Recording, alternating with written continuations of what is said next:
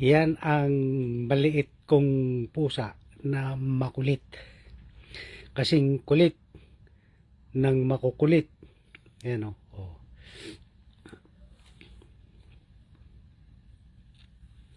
Yan, gusto niya laging maglalaro. Yan. Yan. Gusto niya yung laging may kalaro. Ayan o. Megit ano lang yan. Megit more than 1 month. Pero ang laki, ang lakas kumain. Diyos ko, napakamahal yung binibiling pagkain. Chipin mo sa isang linggo, nakakaubos siya ng $20. $30 pala yun, yung isang box. Isang linggo yun, $30. Sus, kaya yan, yung laki-laki. Tapos, yan, pero makulit. Pero kahit na makulit, nakakatuwa.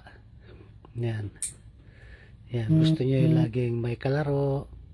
Yan, pag ina-haplos-haplos. Yan, gusto niya yung ganyan. O, yan. Yan, o, yan. Yan, gusto niya yung ganyan. Yan, dinidilaan yung daliri ko.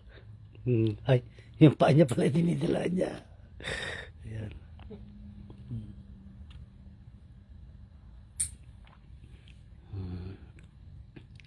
Yan. Sige. Tapos ito lang tulugan na ito, mahal na eh. Ambisyoso eh. Ay, ambisyosa pala dahil babae pala to. Yan. Sige. Okay. Ganyan na lang.